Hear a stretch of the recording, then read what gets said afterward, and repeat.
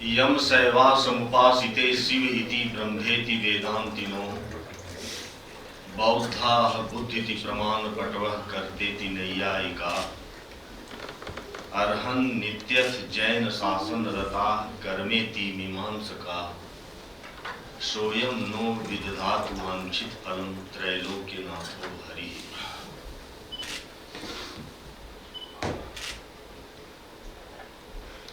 मित्रों, ये 8वीं शताब्दी में लिखे गए हनुमान नाटक का ये श्लोक है और इस श्लोक के माध्यम से भी एक भारत बोध अभिव्यक्त हुआ है।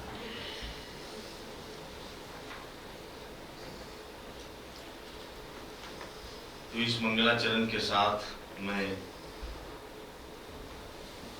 भारत बोध के समसामयिक अर्थ संदर्भ गांधी, आनंद कुमार स्वामी और A.K. शरण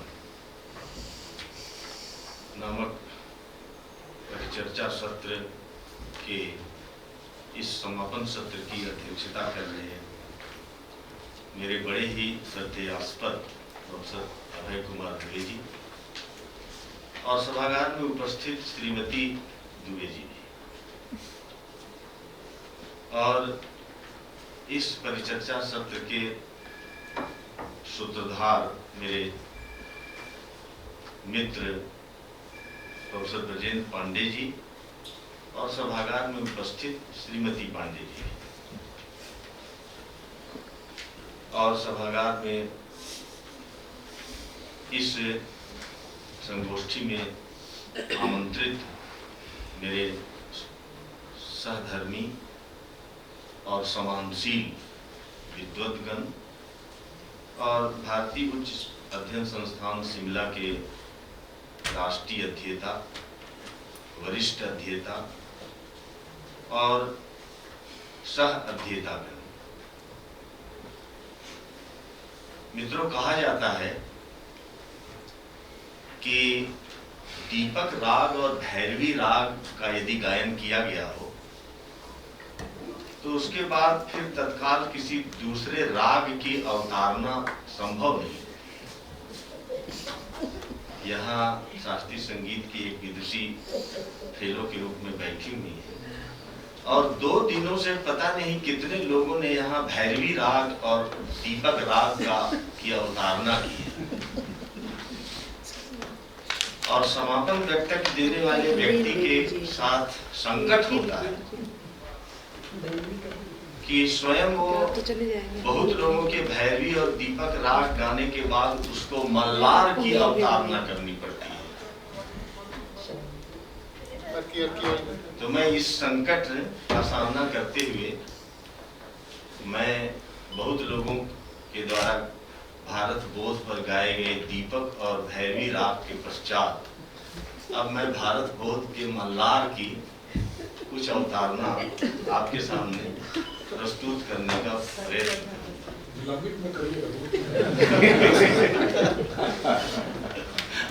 बहुत। मित्रों, भारत बोध इस प्रश्न को खड़ा करने की कुछ पूर्व शर्तें हैं, उसकी कुछ पूर्व मान्यताएं हैं और वो पूर्व मान्यता मेरे समझ में ये है कि इस दुनिया की जो भारत के अतिरिक्त 3 और प्राचीन सभ्यताओं के ध्रुव रहे, यूनान की सभ्यता, मध्य एशिया की सभ्यता और चीन की सभ्यता, इन 3 प्राचीन सभ्यताओं के साथ भारत की सभ्यता और संस्कृति बहुत लंबे समय तक एक हमवजन सभ्यता और संस्कृति रही है। अर्थात सभ्यता और संस्कृति की दृष्टि से इसकी कोई एक विशेष पहचान दुनिया की 3 सभ्यता और संस्कृति ध्रुवों के संदर्भ में रही है। इसका मतलब है कि कोई द इंडिया है जो विभिन्न प्रकार के उतार चढ़ावों और विभिन्न प्रकार के इतिहास के परिवर्तनशील समयों को देखते हुए भी अपनी निरंतरता और अपने सातत्य को ये बनाए हुए है। यह एक ऐसी सभ्यता और संस्कृति है यदि हम इस द इंडिया को हम भारत बोध के प्रश्न उठाने की पूर्व मान्यता या पूर्व शर्त नहीं बनाते हैं, तो शायद हम सार्थक रूप से भारत बोध का प्रश्न नहीं उठा सकते। बहुत सारे ऐसे विचारक हैं इस देश में जिनकी अवधारणात्मक योजना में द इंडिया नाम की कोई चीज नहीं होती है, इसलिए उन्हें भारत बोध की संकटापन्न स्थिति का कभी उनकी चेतना में यह प्रश्न कभी नहीं उठता। लेकिन यदि हम लोगों के मन में यह प्रश्न उठता है, इसका मतलब है कि हम अपने स्वरूप से च्युत होने का, हम अपने स्वरूप से आत्मनिर्वासित होने का अगर मुझे बोध है, तभी हम इस प्रश्न को उठा सकते हैं, सार्थक ढंग से इस प्रश्न को उठा सकते हैं। और मैं ऐसा मानता हूं कि सभ्यता और संस्कृतियों के बहुध्रुवीय विश्व में भारत की सभ्यता और संस्कृति दुनिया की सबसे प्राचीनतम, दुनिया की सबसे समृद्धतम और दुनिया की सबसे अद्यतन सभ्यता और संस्कृति रही है। और इस सभ्यता और संस्कृति के ज्ञानात्मक इतिहास में कुछ इसके प्रथम सिद्धांत रहे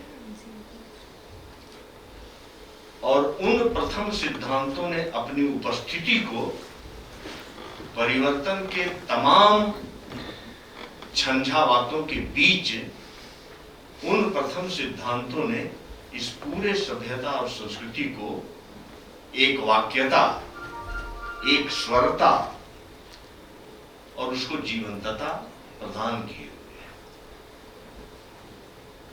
प्रायः किसी सभ्यता और संस्कृति के जो फर्स्ट प्रिंसिपल्स होते हैं, वो उस सभ्यता और संस्कृति के स्वरूप पक्ष से संबंधित होते हैं। क्योंकि किसी भी सभ्यता का जो स्वरूप पक्ष होता है,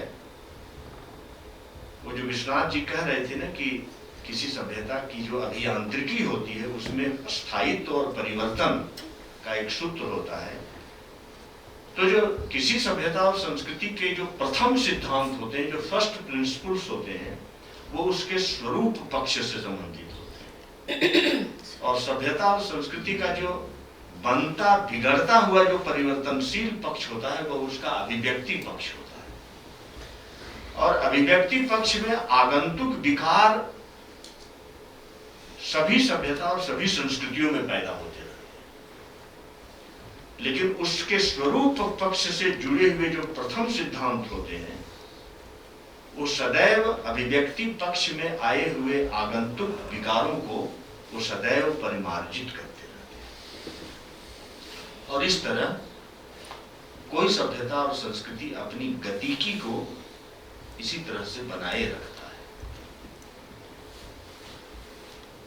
भारत की सभ्यता और संस्कृति या उसका जो भारत बोध है, वो किन प्रथम सिद्धांतों से बनता है, उसकी एक झलक ले लें हम लोग। तो मुझे लगता है कि उसमें पहला जो प्रथम सिद्धांत है, वह इस मूलगामी और मौलिक मान्यता पर आधारित है कि संपूर्ण ब्रह्मांड अपने आप में एक नैतिक व्यवस्था है।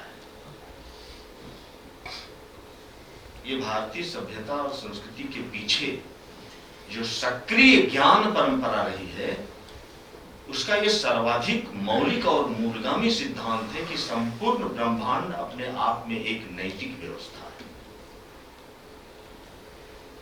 और इस दृष्टि से आप देखिए तो आप पाएंगे कि दुनिया की शायद ही कोई बौद्धिक परंपरा या विचार परंपरा अपने प्रथम सिद्धांत में इस मूलगामी और इस मौलिक बात की पहचान करती हो कि संपूर्ण ब्रह्मांड अपने आप में एक नैतिक व्यवस्था है, और उस नैतिक व्यवस्था की अनुरूपता में हमें अपने समाज संस्कृति के गतिशील जीवन को सदैव हमको व्यवस्थित और समायोजित करने का प्रयास करना चाहिए।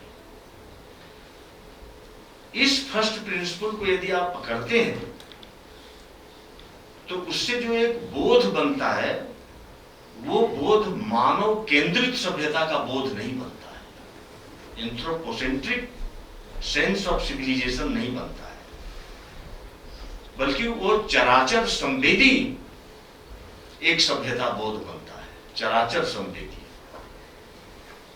वो मानव केंद्रित बोध नहीं बनता है।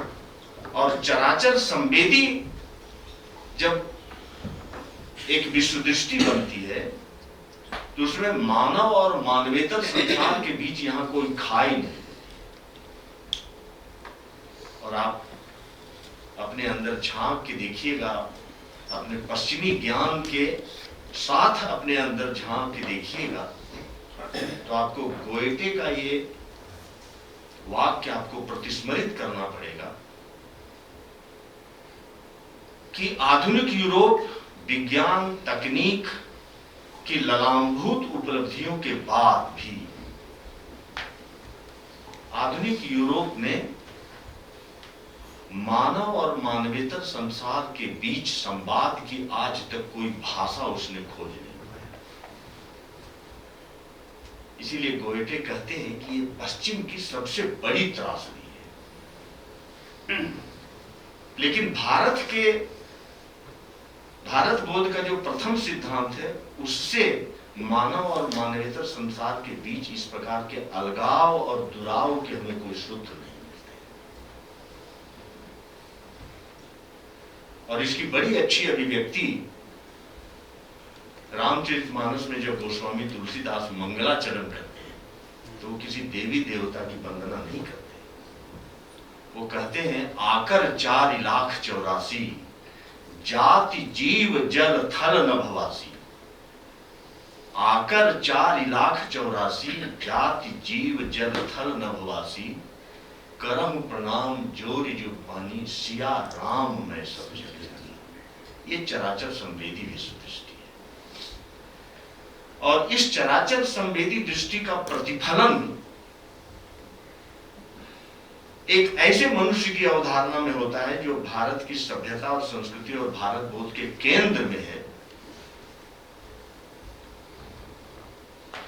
वह मनुष्य सृष्टि का स्वामी नहीं है।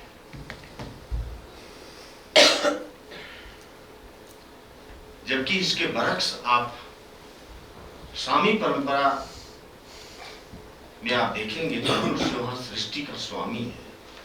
लेकिन भारत की ज्ञान परंपरा से जो प्रथम सिद्धांत उपजते हैं उसमें मनुष्य सृष्टि का स्वामी नहीं है। जड़ चेतन स्थावर जंगम उद्भिज ये सब में किसी एक ही चैतन्य तत्व के विभिन्न कलाओं का विकास है। एक इंद्रिय जीव से लेके अवतार तक, उद्भिज से लेके अवतार तक, ये सब एक ही चैतन्य तत्व के विभिन्न कलाओं की अभिव्यक्तियां हैं। ऐसे प्रथम सिद्धांतों के साथ अन्य भी और महत्वपूर्ण प्रथम सिद्धांतों की जिनका उल्लेख मैं नहीं कर पा रहा हूं, इन प्रथम सिद्धांतों के साथ अपने सांस्कृतिक सांस्कृतिक जीवन की निरंतरता को बनाए हुए अपनी आत्मचेतना को सदैव योगीन रूप से क्षैतिज विस्तार देने वाली जो सभ्यता थी उसके समक्ष विगत 150 वर्षों में कुछ ऐसा हमारे साथ घटित हुआ कि हम भारतीय सभ्यता और संस्कृति के ज्ञानात्मक अतीत और जातीय स्मृति अर्थात उस भारत बोध से कट गए जो इस सभ्यता के संस्कृति के होने की हमारे अस्तित्व की बुनियादी शर्त थी। हम उससे कट गए, ये भी कह सकते हैं कि काट दिए गए। लगभग 773 वर्षों तक इस देश ने इस्लाम के क्रूर शासन का सामना किया। इस्लाम ने इस देश में व्यापक धर्मांतरण करवाए, पता नहीं कितने मंदिरों को तोड़ा। इकबाल के शेर से मनोज जी अपने वक्तव्य का समापन किए थे। इकबाल का ये शेर बड़ा अप्रचलित है कि क्या कोई बचा नहीं गजनबी कार गहे हयात में, कब से खड़े हैं मुंतजिर अहले हरम के सोमनाथ। इस्लाम ने पता नहीं कितने मंदिरों को यहां तोड़ा, लेकिन फिर भी इस्लाम को इस देश में सांस्कृतिक पराजय का सामना करना पड़ा। 673 लगभग 673 वर्षों के क्रूर शासन के बावजूद भी उसको राजनीतिक पराजय का सामना करना पड़ा। और इकबाल के गुरु हाली, जिन्होंने मुदस्सस नामक एक बहुत महत्वपूर्ण ग्रंथ लिखा है, उसमें इस्लाम के भारत में इस्लाम के सांस्कृतिक पराजय की एक कबूलनामा की, और वो कबूलनामा है कि किए पै सिपर जिसने सातों समंदर, वो डूबा दहाने में गंगा के आकर, रहा सिर्क बाकी न बहमो गुमा में, वो बदला गया आके हिंदुस्तान में, वो बदला गया आके हिंदुस्तान में। ये हाली का भारत में इस्लाम के सांस्कृतिक पराजय का ये कबूलनामा नहीं है तो और क्या है। परंतु अंग्रेज और अंग्रेजियत ने यहां मंदिर नहीं तोड़े तो क्या किया? मंदिरों के प्रति जो हमारी आस्था थी उसी को तोड़ दिया। भौतिक रूप से यदि मंदिर तोड़ दिए जाते हैं तो उनका पुनर्निर्माण हो सकता है, लेकिन मंदिरों के प्रति जो मेरी आस्था है, जो मेरी निष्ठा है, वही यदि तोड़ दिया जाए तो मंदिर खड़े खड़े ब्रजंती बुद्ध में बदल जाते हैं। और अंग्रेज और अंग्रेजियत ने यही किया इस देश में। और इतना ही नहीं, वे अपने साथ एक ऐसी सभ्यता दृष्टि को साथ लेकर आए जिसने हमारी सोच को, जीवन में सार्थकता, निरर्थकता, औचित्य और अनौचित्य की परिभाषा को भी बदल दिया। और आज हम अपनी ही सभ्यता और संस्कृति के प्रति न केवल हीन भावना से ग्रसित हैं, बल्कि हमारा भारत बोध आज कुछ जातिस्मर जैसा हो गया। कुछ लोगों को पुराने जन्म की बातें याद आती हैं, उन्हें जातिस्मर कहा जाता है। तो मान लीजिए किसी जातिस्मर को ये बोध हो गया कि हम अमुक राजा के पूर्व जन्म में पुत्र थे, तो इससे उस राजा के वर्तमान संपत्ति में उनका इंटाइटलमेंट नहीं हो जाता है। तो हमारा भारत बोध जो है आज कुछ जातिस्मर जैसा हो गया। कार्ल मार्क्स ने 1853 में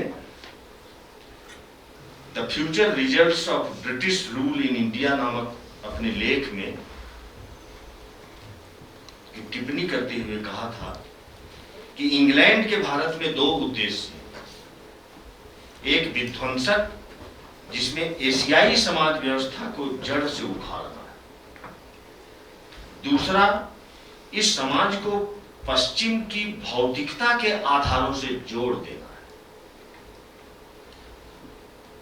अरब, तुर्क, मंगोल इत्यादि जो भारत को क्रमशः जीते, शीघ्र ही उनका हिंदूकरण हो गया, हिंदुआइजेशन हो गया।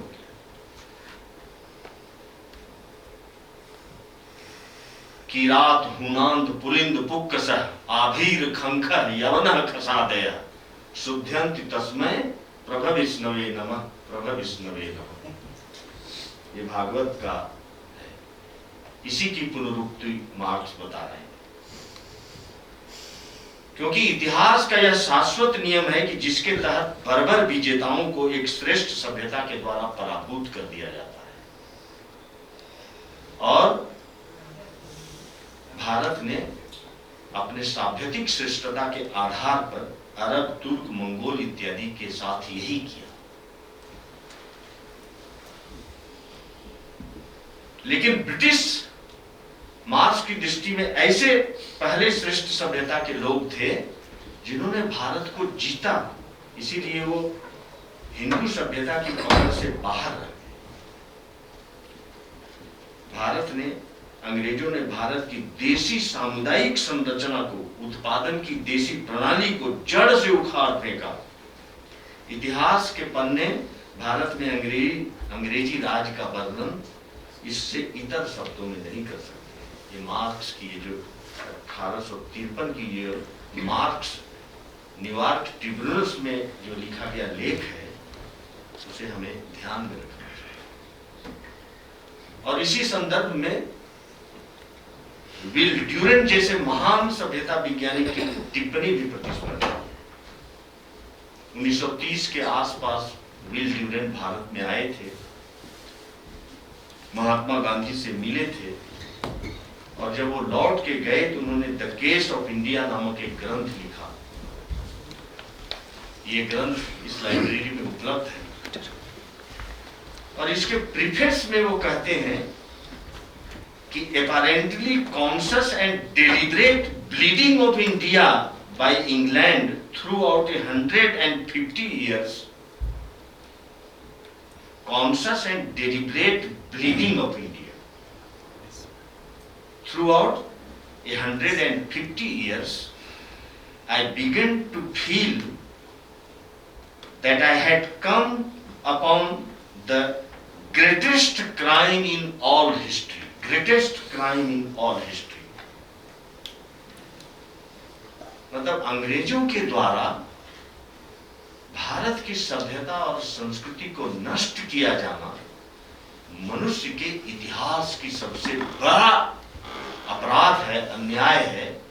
ये इस दुनिया का सर्वाधिक महान सभ्यता समीक्षक इस बात को संज्ञान में लेता है। मित्रों, यहां अंग्रेजों ने हम हिंदुस्तानियों के भीतर एक नए ही वर्ग, एक नई ही प्रजाति को पैदा किया। हम और आप कम या अधिक इसी वर्ग और इसी प्रजाति के लोग हैं, आप बुरा मत मानिए।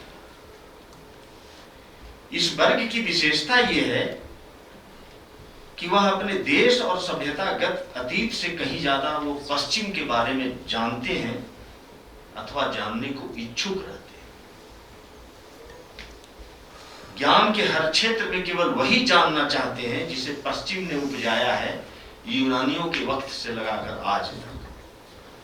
हमारे स्कूल, कॉलेज, हमारे महाविद्यालयों में जहां भावी पीढ़ी के दिमाग की ढलाई करते हैं, यही अब तक पढ़ाया जाता रहा है कि ज्ञान की सारी जड़ें पश्चिम में,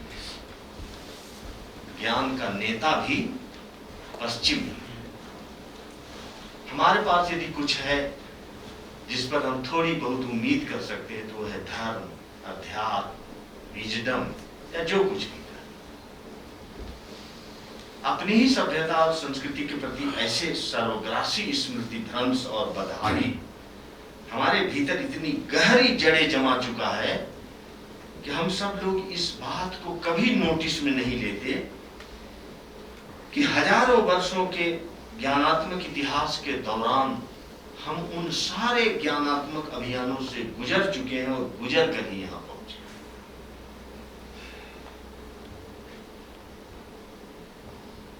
यहां स्मरणीय है मित्रों कि देश का सभ्यतागत अतीत जिसने अपने आप को कम से कम विगत 5000 वर्षों उथल भरे वर्षों में अपनी निरंतरता, अपनी प्रतिरोधक क्षमता और अपनी मानसिक चयापचयी प्रणाली को बनाए रखा है, उसके सामने इतिहास की इस घड़ी में पूरे तौर से एक ऑब्लिवियन, एक आत्मविस्मृति और पूरी तरह से उजड़ जाने का खतरा उपस्थित है। और ऐसी स्थिति में यदि हम यह आकांक्षा रखते हैं कि भारत केवल पश्चिमी सभ्यता के सागर में लुप्त कोई एटलांटिस या फिर फिलीपींस या मैक्सिको आदि के समान न बने, यदि सभ्यता और संस्कृतियों के बहुध्रुवीय विश्व में भारत की नियति पर हमें विश्वास है, जिस नियति का स्मरण आजादी के पश्चात अपने प्रथम अभिभाषण में पंडित जवाहरलाल नेहरू ने भारतवासियों को कराया था, अगर उस नियति पर हमें विश्वास है तो आज मित्रों एक ऐसे बौद्धिक पुरुषार्थ, एक ऐसे भाष्य धर्मी सर्जना बतौर हमें अभियान के जगाना होगा ताकि हम पश्चिमी अनुभव और पश्चिमी अस्मिता से मुक्त अपने जातीय अनुभव और जातीय अस्मिता में फिर से प्रतिष्ठित हो सके। संभवतः भारत बोध पर केंद्रित मित्र ब्रजेंद्र पांडे जी ने उच्च अध्ययन संस्थान शिमला के तत्वावधान में इस संगोष्ठी का जो आयोजन किया वह एक छोटा ही सही लेकिन भारत बोध को जगाने का, फिर से उसे आत्मसात करने का मैं इसे एक जरूरी और आत्मचेतन पहल मानता हूं। और इस बात के लिए मैं ब्रजेंद्र जी को धन्यवाद देता हूं कि आपने गांधी, आनंद कुमार स्वामी और शरण को लेकर आपने मतलब इस संगोष्ठी का जो त्रिआयामिक स्वरूप इसको दिया वह बहुत ही अपने आप में महत्वपूर्ण है। ये जो चयन है वो बहुत ही महत्वपूर्ण है। इस चयन के पीछे ब्रजेंद्र जी की जो वैचारिकी रही होगी वो आपके वक्तव्यों से प्रकट भी हुआ है। इसको और भी खोला जा सकता है लेकिन उसका समय मेरे पास नहीं। इन तीनों जो गांधी, आनंद कुमार स्वामी और शरण है, इन तीनों की चेतना अहिंसक सत्यान्वेषी भारत बोध में प्रतिष्ठित है। अहिंसक सत्यान्वेषी भारत बोध।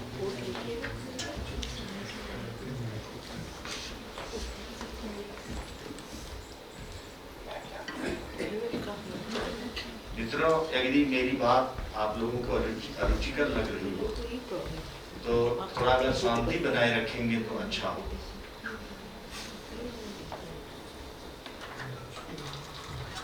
ये तीनों अपने अपने तरीके से आधुनिक तकनीकी सभ्यता के हिंस स्वरूप को परत दर परत अपनी रचनाओं में उजागर करते हैं। आधुनिक सभ्यता के हिंस स्वरूप,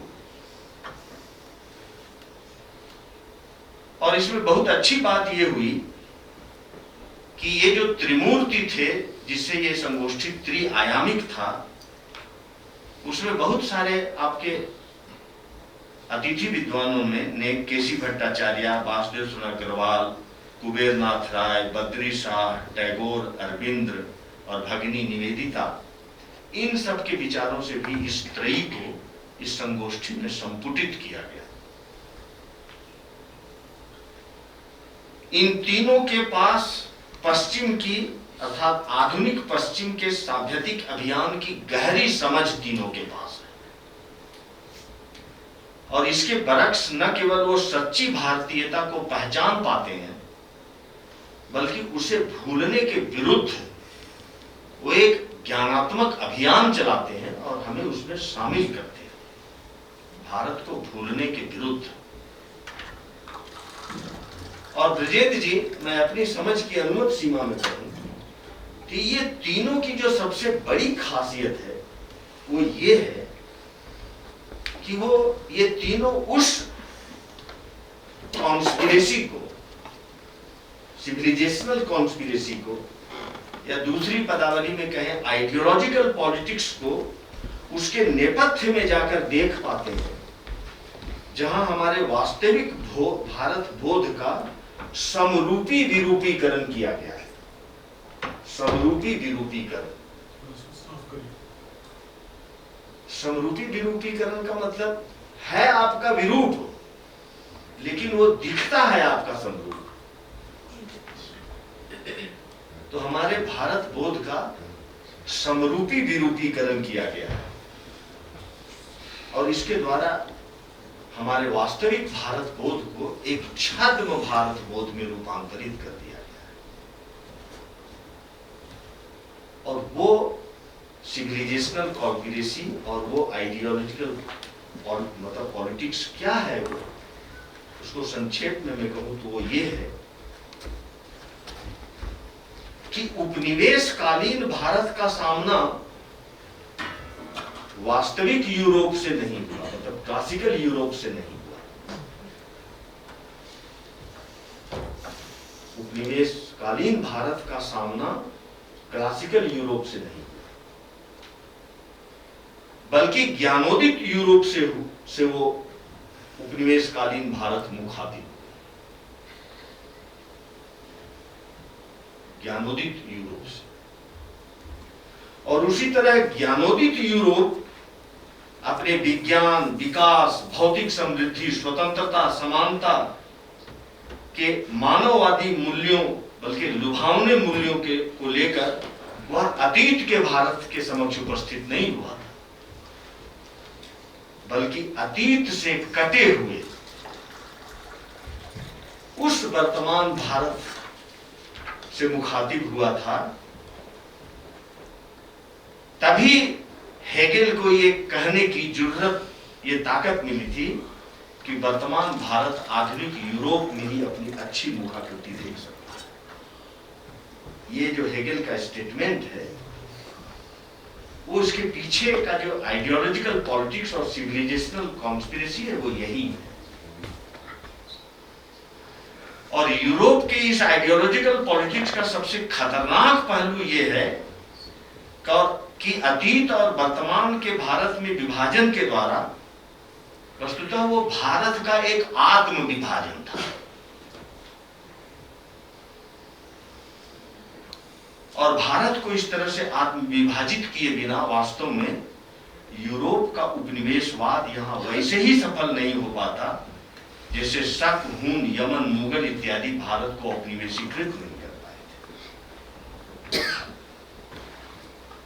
वस्तुतः अतीत के भारत के समृद्ध सांस्कृतिक सांस्कृतिक मूल्यबोध का सामना स्वतंत्रता, समानता और बंधुत्व के मानववादी मूल्यों से किया ही नहीं जा सकता था, क्योंकि लोक और अध्यात्म दोनों ही दृष्टियों से संपन्न भारत के समक्ष इन तथाकथित मानववादी मूल्यों की आभा का मतलब छीन हो जाना बड़ी स्वाभाविक सी बात थी।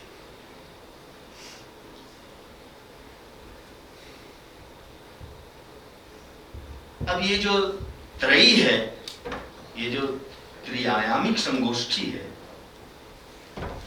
उसमें देखिए कि गांधी इस आइडियोलॉजिकल पॉलिटिक्स को कैसे समझते हैं। मैं समझता हूं कि गांधी अब है सर इस दुरभि संधि को जितने गहरे में समझते हैं, शायद मुझे उतना गहराई में यूरोप और भारत के बीच की सांस्कृतिक दुरभि संधि को उससे ज्यादा कोई नहीं समझता। मैं बहुत विस्तार में न जाके,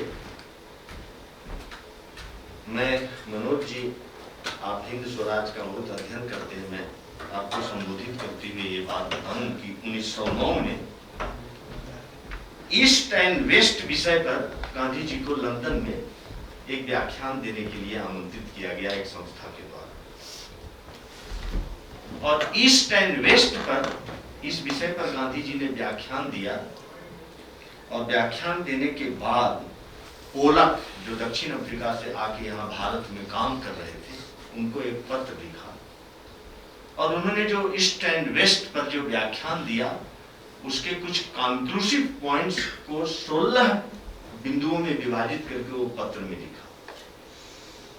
मनोज जी, आपको जान के आश्चर्य होगा कि यही 16 अध्याय, जो 16 बिंदु उस पत्र में लिखे गए थे, यही 16 अध्याय फिर हिंद स्वराज के बारे में, और इसकी बुनियाद वो ईस्ट एंड वेस्ट पर दिए गए व्याख्यान में थे। मैं 2-3 बिंदुओं को ही केवल आपके सामने रखता हूं जो ईस्ट एंड वेस्ट से संबंधित है, उस सिविलाइजेशनल कॉन्स्पिरेसी को उजागर करता है। पहला है कि गांधी जी कहते हैं कि there is no impossible barrier between east and waste.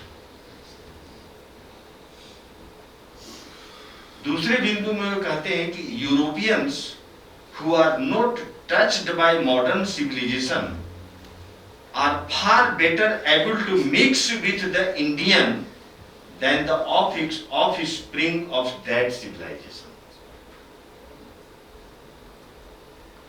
और तीसरी बात वो कहते हैं कि east and west can only and really meet when the west has thrown overboard modern civilization almost in its entirety,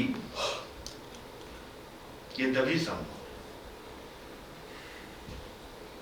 और चौथी बात वो कहते हैं कि they can also seemingly meet when the east has also adopted modern civilization, but that meeting would be an armed truce.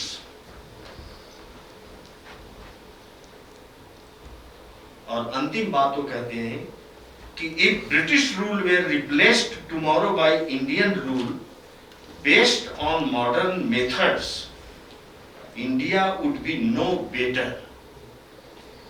Indians would then become only a second or fifth edition of Europe and America. ये गांधी जी का east and waste के विषय में observation है। गांधी के समकालीनों में आनंद कुमार स्वामी ही मुझे एक ऐसे व्यक्ति प्रतीत होते हैं जिन्होंने भारत और यूरोप के बीच इस दुरभिसंधि से बनने वाले भारत बोध के संकट को जाने अनजाने में वो समझते हैं। जाने अनजाने अंडरकोट है। और यही कारण है कि एक और आनंद कुमार स्वामी पूर्व और पश्चिम के गाथा शास्त्र, धर्मशास्त्र, अध्यात्म विद्या और कला विधान में वो मौलिक एकता देखते हैं, तो दूसरी ओर वो इस बात के प्रति भी अत्यंत आग्रही दिखाई देते हैं कि सनातन भारत के सांस्कृतिक साभ्यतिक गुणसूत्रों में को इहलौकिकता में मूलित पश्चिमी सिद्धांतों के आलोक में नहीं समझा जा सकता। मतलब एक तरफ एकता देखना और दूसरी तरफ भारत के साभ्यतिक सांस्कृतिक बोध को इहलौकिकतावादी, जिस सभ्यता का उद्देश्य ही है मानव जीवन का निर्दैवीकरण,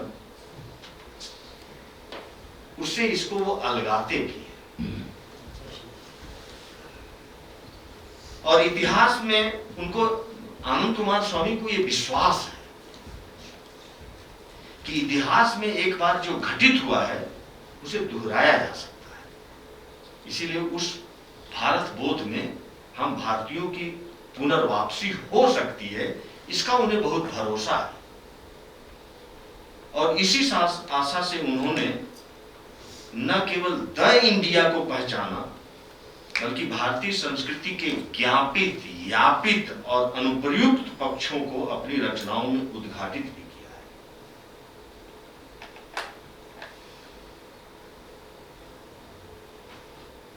यहां 2 दिनों में आनंद कुमार स्वामी के कला दृष्टि पर 2-3 व्याख्यान। आखिर आनंद कुमार स्वामी बहुविध कलाओं का वो और कला रूपों का, अंतरदेशीय और अंतर प्रांतीय कलाओं का वो अवगाहन क्यों करते हैं? वो एक सौंदर्य शास्त्री तो है नहीं, वो एस्थेटिशियंस तो नहीं। प्रियंका जी, मुझे ऐसा लगता है कि वो कलाओं के माध्यम से इस बात को समझना चाहते हैं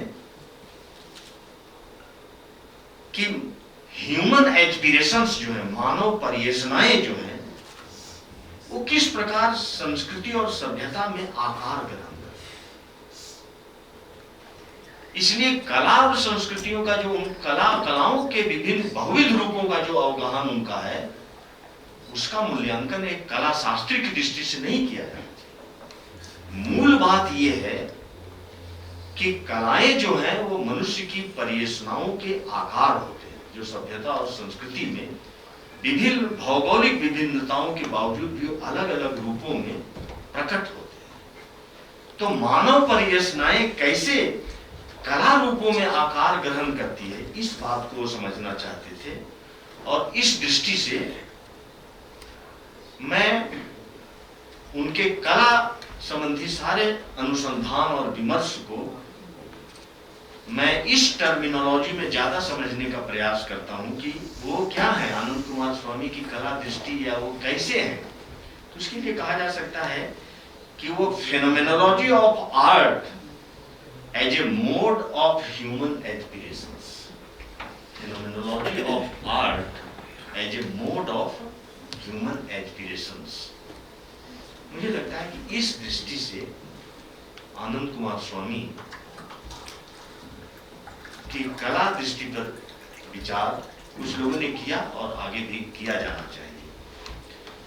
आनंद कुमार स्वामी के बहुत सारे ग्रंथों पर इस संगोष्ठी को केंद्र में रख के विचार किया गया, लेकिन मैं ब्रजेंद्र जी से आग्रह करूंगा कि संगोष्ठी के उपरांत किसी एक ऐसे व्यक्ति का आप जरूर चयन करें जो आनंद कुमार स्वामी के ऋग्वेद एज लैंड नामा इस ग्रंथ पर केंद्रित भारत बोध की उस अवधारणा को उद्घाटित करने का प्रयास करें जिसमें किसी सभ्यता की भू प्रतिष्ठा कैसे होती है, उस भू प्रतिष्ठा में जन सन्निवेश कैसे होता है, फिर उस जन सन्निवेश के पश्चात भुवन कोश कैसे बनता है, फिर उस भुवन कोश का निर्धारण वर्ष पर्वत और कुल पर्वत से कैसे होता है, फिर कुल पर्वत से निकलने वाली नदियां जो हैं वो कैसे उस भू सन्निवेश को एक पवित्र भूमि बनाती हैं, फिर उन नदियों के किनारे किस प्रकार से जनपदों का विकास होता है, फिर उन जनपदों में उन नदियों के किनारे कैसे सप्तपुरियां बनती हैं इस देश में, और उन पुरियों के पश्चात फिर इस पूरे भुवन कोश में तीर्थ कैसे बनते हैं, और तीर्थ के वो प्राचीन उपक्रम क्या है जिसको महाभारत में धौम्य पथ और पुलस्थ पथ कहा जाता है, जो तीर्थ बृहत्तर भारत की संकल्पना को आकारित करता है। इस दृष्टि से ऋग्वेद एज लैंड नामा जो ग्रंथ है उस पर कोई न कोई एक ऐसा निबंध जरूर होना चाहिए, क्योंकि इससे भी एक प्रकार का मतलब भारत के भौगोलिक बोध का जो वायु पुराण, ब्रह्मांड पुराण, ब्रह्म वैवर्त पुराण, अग्नि पुराण, विष्णु पुराण में जिस भुवन कोश मतलब भारत के भूगोल को बताया गया है, उसको ऋग्वेद को आधार बना के आनंद कुमार स्वामी कैसे बनाते हैं। तो ब्रिजेश जी ऐसा प्रयास कीजिएगा कि आपके पास उसकी सॉफ्ट कॉपी है भी उस पुस्तक की, तो आप जरूर ऐसा प्रयास कीजिएगा। एके शरण, गांधी और कुमार स्वामी इन दोनों से अनुप्राणित वो समाज शास्त्र ही नहीं है, बल्कि वो एक विद्रोही समाज शास्त्र है, विद्रोही समाज शास्त्र। और विश्वनाथ जी, मैं आपको ये सूचित करते हुए मतलब मुझे अच्छा लग रहा है कि भारत में आपसे पहले यदि किसी ने हन्ना एरेंट को बहुत मजबूती से अगर कोई पढ़ा व्यक्ति था तो वो शरण साहब थे। और हन्ना एरेंट ने जैसे आधुनिक समाजशास्त्र में मनुष्य के जीवन को लेबर, वर्क की संरचना, वो बताते हैं कि कैसे आधुनिक समाजशास्त्र है वो कैसे मनुष्य के जीवन को लेबर और वर्क की संरचना में आबद्ध कर देता है, और इस इनफ्रेमिंग में, इस जकड़न में वीटा एक्टिवा अर्थात कर्म के लिए कोई अवकाश नहीं बचता। तो शरण साहब कहते हैं कि आधुनिक समाज विज्ञान और उससे बनने वाली सामाजिक संरचना की सबसे बड़ी त्रासदी ये है कि उससे वीटा एक्टिवा का विलोपन हो गया है। वीटा एक्टिवा का विलोपन हो गया है। इसीलिए आधुनिक समाजशास्त्र में सामुदायिक जीवन के लिए कोई अवकाश नहीं रह गया। हर मनुष्य भीड़ में अकेला है। और बहुत अच्छे तरीके से सरन साहब आधुनिकता के समर्थन में खड़े समाज विज्ञान से कैसे जीवन विधान बनता है और भारत की ज्ञान परंपरा से निर्मित एक कैसे समाज विज्ञान बनता है और उस समाज विज्ञान से कैसी जीवन दृष्टि बनती है, वो अपने विभिन्न कृतियों में, आलेखों में इस बात को बहुत विस्तार से व्याख्यायित करते हैं। मैं उतने विस्तार में न जाके बहुत क्रक्स जो उसका है मैं आपके सामने केवल रखूं कि वो कहते हैं कि सामाजिक संरचना जो है वो सदैव त्रिसूत्रात्मक होती है, और वो तीन सूत्र हैं: man's relation with nature, man's relation with fellow man and man's relation with divine. ये तीन निकष बनाते हैं, और इन तीनों निकषों पर वो आधुनिक समाज विज्ञान से निर्मित होने वाले समाज विज्ञान की अपहितियों को उजागर करते हैं, और उसके बरक्स यह भी बताते हैं कि यदि भारत का मतलब 20वीं शताब्दी के भारत का समाज विज्ञान जिसकी जड़ें पश्चिमी ज्ञान परंपरा में है, यदि उनमें इस बात की बड़ी पीड़ा है कि भारत के पास एक ऐसा समाज विज्ञान है और जिसके माध्यम से पूरा भारत संचालित हो रहा है, जिस समाज विज्ञान की ज्ञानात्मक जड़ें भारत की ज्ञान परंपरा में नहीं है बल्कि पश्चिमी ज्ञान परंपरा में, तो उनका संपूर्ण लेखन इस बात का एक आह्वान भी है कि हम भारत के समाज विज्ञानों को किस तरह से भारतीय दर्शन और भारतीय ज्ञान परंपरा की जड़ों से जोड़े।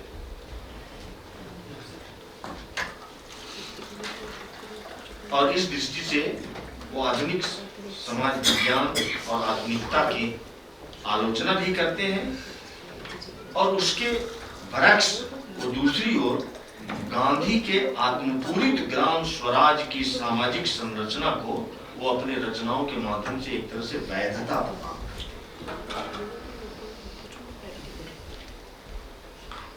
और ये देखिए कि उनका जो नीलकंठ सिंड्रोम है, ये जो नीलकंठ सिंड्रोम है ना, वो ऐसा है, वो दो तरह से फंक्शन करता है। एक तरह से ऐसे फंक्शन करता है कि पश्चिम की ज्ञानात्मक निर्मितियां हमको इतना अभिभूत कर देती हैं कि अपनी ज्ञान परंपरा के श्रेष्ठ अर्थ संदर्भों को देखने की हम में क्षमता ही नहीं रह जाती है। ये इस नीलकंठ सिंड्रोम का पहला असर है कि हम अपनी ज्ञान परंपरा की अच्छी बातें नहीं समझ पाते हैं। एक प्रकार का कभी कभी एक डिप्रेशन की जो बीमारी होती है सर, उसमें क्या होता है कि हर समय हम अपने अतीत के जीवन के केवल बुरे चीजों को ही सोचते रहते हैं और उसकी पुनरावृत्ति करते रहते हैं, और डिप्रेशन हमारा डीप से डीपर होते जाता है। हमारे जीवन में बहुत सी अच्छी भी बातें हैं हमारे अतीत में, लेकिन हम उनको कभी नहीं सोचते। ये नीलकंठ सिंड्रोम जो है वो पश्चिमी ज्ञानात्मक निर्मितियों को हमें ऐसे अभिभूत कर लेता है कि अपनी ही ज्ञान परंपरा में हमारे बहुत मूल्यवान संदर्भ हैं, वो हमारी दृष्टि में कभी नहीं आते। और ये जो नीलकंठ सिंड्रोम है, वो हम में एक शैडो माइंडसेट पैदा करता है, छाया मन बनाता है। और ये जो छाया मन है, उस छाया मन के द्वारा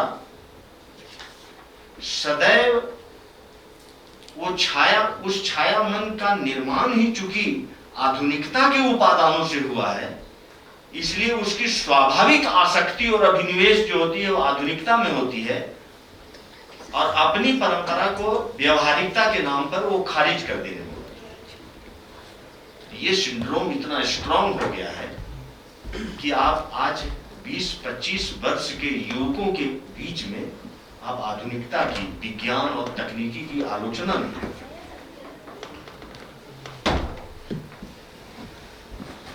मित्रों, अब जरा आइए कि भारत बोध के कुछ समसामयिक अर्थ संदर्भों की जांच पड़ताल करें। तो भारत बोध है क्या? मुझे ऐसा लगता है कि एक भारत बोध स्वामी विवेकानंद के शिकागो व्याख्यान में सर अभिव्यक्त हुआ था।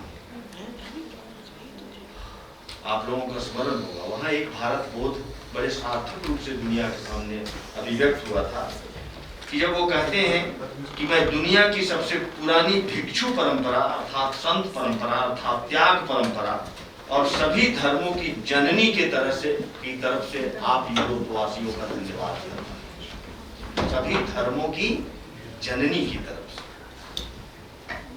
फिर वो इस बात को भी वहां संज्ञान में लेते हैं कि मैं आपका अभिवादन उस दृष्टि से भी उस देश के निवासी के, उस धर्म के सदस्य के रूप में करता हूं जिसने दुनिया को सहिष्णुता और सार्वभौमिक स्वीकृति का पाठ पढ़ाया। और वो इस बात का भी उल्लेख करते हैं कि मुझे गर्व है कि मैं उस देश से हूं जिसने सभी धर्मों और सभी देशों के सताए गए लोगों को अपने यहाँ शरण दिया है। मित्रों, ये जो शिकागो व्याख्यान था ना, उसमें पहली बार दुनिया के समक्ष एक भारत बोध उद्घाटित हुआ था। पूरी दुनिया ने भारत बोध को समझा था, और इस भारत बोध में समाहित क्या था, ये जो कहने की ताकत स्वामी विवेकानंद को उस विश्व मंच पर जो मिल रही थी, वो कहां से मिल रही थी? क्योंकि उनके इस भारत बोध में ऋग्वेद का जो उपसंहारात्मक ऋचा है, समानी च आकुति समाना हृदयानि वह समान वस्तु कोमनो यथा व सुसहासति, और अथर्ववेद का वो की ओर ऋचा जन्म बिभ्रति बहुधा विवाचसम नाना धर्मानाम पृथ्वी यथौकसम सहस्त्र धारा द्रविणस्य मेदुहा ध्रुवेव धेनुर नपस्फुरन्ति। ये जो ऋग्वेद का उपसंहारात्मक ऋचा और अथर्ववेद की ये जो भारत बोध है, ये विवेकानंद के उस भारत बोध में समाहित था, और यही बात उनको विश्व मंच पर उस तरीके की बात कहने की ताकत दी। लेकिन इसे विडंबना ही कहिए कि स्वामी जी का यह भारत बोध भारतीय पुनर्जागरण का सर्वप्रस्थान बिंदु। भारतीय पुनर्जागरण की प्रमुख धाराएं कौन कौन रही है? अगर इनको हम परिगणित करें तो एक आधुनिकतावादी धारा है, एक समाजवादी साम्यवादी धारा है, एक हिंदू पुनरुत्थानवाद की धारा है, एक फूले अंबेडकरवादी धारा है, और एक गांधी अरविंद की धारा है, जिसके सहयोगी के रूप में आनंद कुमार स्वामी भी आते हैं। और इन सभी का अपना अपना भारत बोध है, और उसी के अनुरूपता में वे सभी भारत को गढ़ना चाहते हैं, स्वातंत्रोत्तर भारत को भी गढ़ना चाहते हैं। इनमें से कुछ को मौका मिल चुका है भारत को गढ़ने का, और कुछ अपने ढांचे में भारत को ढालने के लिए सर प्रतीक्षारत।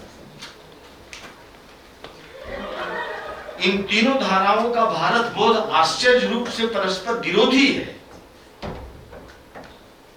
और उससे जो भारत की सेल्फ इमेज और आत्म प्रतिमा बनती है वो परस्पर टकराती भी है। तो ऐसी स्थिति में हमारा पुनर्जागरण की सारी वैचारिक धाराएं, ये बात अकादमिक दृष्टि से मैं कहने का दुस्साहस कर रहा हूं, आपको ये बात थोड़ी कटु बात भी है, लेकिन हमारे पुनर्जागरण की ये जो प्रमुख धारा है, यदि इन धाराओं के माध्यम से ही हमारा भारत बोध संकटग्रस्त हो गया है, तो हमें तो वास्तविक भारत बोध को आत्मसात करने के लिए एक नए प्रकार की हेर्मेनेटिक्स की जरूरत है।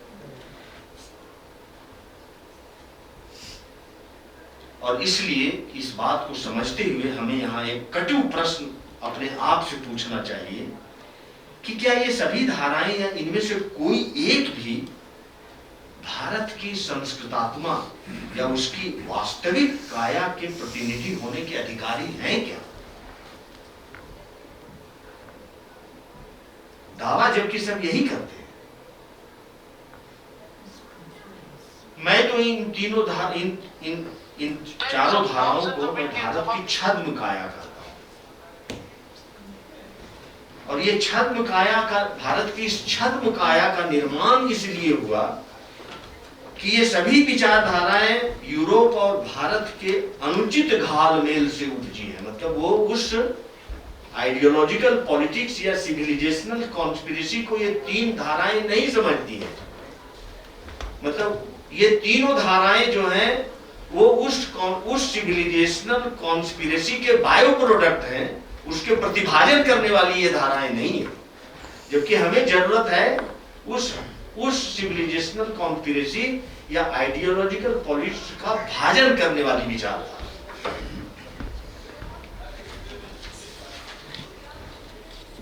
और इसीलिए आपको ऐसा लग सकता है, विश्वनाथ जी आप इस पर ध्यान देंगे, कि भारतीय पुनर्जागरण के इन विचारधारात्मक कायों की विशेषता ये है कि ये एक दूसरे से कितने भी अलग थलग क्यों न लगे, लेकिन ये सब के सब एक ही भूमि पर खड़े हैं और अपने अपने ताने बानों से ये भारत की आत्म प्रतिमा गढ़ना चाहते हैं। और यह भूमि भारत का वह आत्म विभाजित वर्तमान है जिसे अतीत से अलग थलग करके उसके वांगमयी ताने बाने को छिन्न भिन्न करके खड़ा किया गया है। अतः आत्म विभाजित भारत की खंडित आत्म प्रतिमा को चाहे आप आधुनिकता की उदारवादी पूंजीवादी आधुनिक यूरोप से अथवा साम्यवादी समाजवादी यूरोप के ईंट पत्थरों से या फिर प्रचलित हिंदुत्ववादी उपादानों से अथवा किसी अन्य गारे चूने से उस भारत की आत्म प्रतिमा को आप क्यों न पूरा करना चाहें, उसे वास्तविक भारत की अखंड आत्म प्रतिमा नहीं कहा जा सकता। भारत की वास्तविक और संपूर्ण आत्म प्रतिमा को अतीत के सातत्य में ही वर्तमान भारत को समझने और उसी के पुरातन लेकिन मूल्यवान अर्थ संदर्भों से संपुटित कर ही निर्मित किया जा सकता है। और इसलिए उपनिवेशवाद के विरुद्ध भारत के पुनर्जागरण का एक प्रारूप अभयसर अपनी संस्कृति और सभ्यता के अविकृत स्वरूप पक्ष और उसके सनातन मूल्य बोध के पुनराविष्कार की आत्मचेतना के साथ हो सकता है, जो दुर्भाग्यवश घटित नहीं। हमें यह नहीं भूलना चाहिए कि किसी भी सभ्यता और संस्कृति के विकास की एक स्वकीय धारा होती है और उसका निर्विकार चरमोत्कर्ष उसी स्वकीय प्रारूप में प्राप्त किया जा सकता है। ऐसा भी नहीं है रमाकांत जी, रमाशंकर जी, कि भारतीय संस्कृति के अभिव्यक्ति पक्ष में विकार उत्पन्न न हुए। ऐसे ऐसे विकार भारतीय संस्कृति कालक्रम में भारतीय संस्कृति के अभिव्यक्ति पक्ष में विकार उत्पन्न हुए हैं जिसके सामने हम स्वाभिमान से अपना सर नहीं ऊंचा उठा सकते। लेकिन उन विकारों का विश्लेषण और उन विकारों का गुणगान करते समय हमें सदैव ब्रजेंद्र जी इस बात का ध्यान रखना चाहिए कि भारतीय संस्कृति ने अपने अंदर ऐसे आए आगंतुक विकारों को कभी स्वरूप समझने की भूल नहीं की। उसको सदैव वो आगंतुक समझा है और अपने आंतरिक विकारों से उभरने की अद्भुत आत्मचेतना भारतीय संस्कृति में लगातार और निरंतर दिखाई पड़ती है, आज तक दिखाई पड़ती है।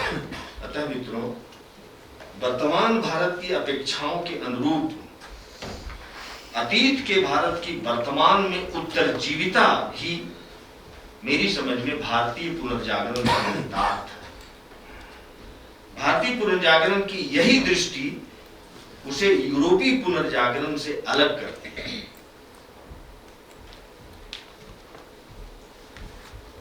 यदि यह सही है तो महात्मा गांधी, श्री अरविंद और आनंद कुमार स्वामी के चिंतन में हमें भारतीय पुनर्जागरण का एक ऐसा ही प्रारूप, एक चरम बौद्धिक पुरुषार्थ के साथ, संकल्प के साथ दिखाई पड़ता है। गांधी अपने हिंद स्वराज को भारत की स्वतंत्रता का घोषणा पत्र बनाते हैं और इसमें उन्होंने आधुनिक सभ्यता को उसके समस्त गुणसूत्रों के साथ उसे खारिज करके और भारत के वास्तविक स्वराज की रूपरेखा एक आत्मपूरित ग्राम स्वराज के रूप में वो हमारे सामने रखते हैं। मतलब कोई भारत बोध केवल आध्यात्मिकता के आधार पर ही नहीं बन सकता है। भारत बोध की संपूर्णता के लिए जरूरी है कि उस भारत बोध की अनुरूपता में आपके पास एक सक्रिय समाज शास्त्र हो, एक सक्रिय राजनीति शास्त्र हो, एक सक्रिय अर्थ दर्शन हो। ये सब कुछ आपको चाहिए। और गांधी के ग्राम स्वराज, आत्मपूरित ग्राम स्वराज में जो भारत बोध मुखरित हुआ है वो इन सभी संसाधनों से लैस है। और श्री अरविंद एक ऐसे दार्शनिक योगी की भूमिका में आते हैं जो अपनी तत्व दृष्टि, इतिहास दर्शन, संस्कृति दर्शन और योग समन्वय के द्वारा भारतीय सभ्यता बोध को दुनिया के समक्ष जिस कॉस्मिक टेलियोलॉजी के साथ वो प्रस्तुत करते हैं, और वह जितना मौलिक है उतना ही प्रयोगधर्मी और सार्वभौमिक चरित्र वाला। परंतु इससे विडंबना ही कहिए कि भारतीय पुनर्जागरण का यह सात्विक बौद्धिक पुरुषार्थ भारत के पुनर्जागरण का हेतुबंध नहीं बना और स्वातंत्रोत्तर भारत के निर्माण का वह संकल्प पत्र भी नहीं बना। उल्टे पुनर्जागरण की सभी प्रभावी और प्रतिधारक विचारधाराओं के लिए मित्रों आज गांधी और श्री अरविंद असह्य हो गए। वस्तुतः उनके वैसे ही और वैसे ही अन्यों के लिए आज ब्रजेंद्र जी गांधी का असह्य होना वास्तव में गांधी और गांधी के भारत बोध का की यही ताकत है और यही उसका बीइंग डिफरेंट है। मतलब उनकी जो असह्यता है गांधी के प्रति वो गांधी को प्रमाणित करता है, वो गांधी को खारिज नहीं करता है। यही गांधी का बीइंग डिफरेंट है। और देखिए अभय सर की किस तरीके से इतिहास दोहराता है कि पुनर्जागरण की ये जो आधुनिकतावादी, समाजवादी, हिंदू पुनरुत्थानवादी, अंबेडकर सूर्यवादी ये जो धाराएं रही, तो आप देखिए कि स्वतंत्रता के बाद आप देखिएगा कि इतिहास अपना पुनरावर्तन करते हुए भारत इन्हीं धाराओं में कायांतरित हो रहा है। हमारे 75 वर्षों के स्वातंत्रोत्तर इतिहास का पहला भाग भारत को उदारवादी पूंजीवादी आधुनिकतावाद के सांचे में ढालने में हुआ। उसके बाद थोड़े समय के लिए समाजवादी साम्यवादी धारा बहुत वर्चस्व प्राप्त की और उसके बाद देखिए आज हम हिंदू पुनरुत्थानवाद की धारा में बढ़त लिए हुए हैं। अन्य धाराएं प्रतीक्षारत हैं।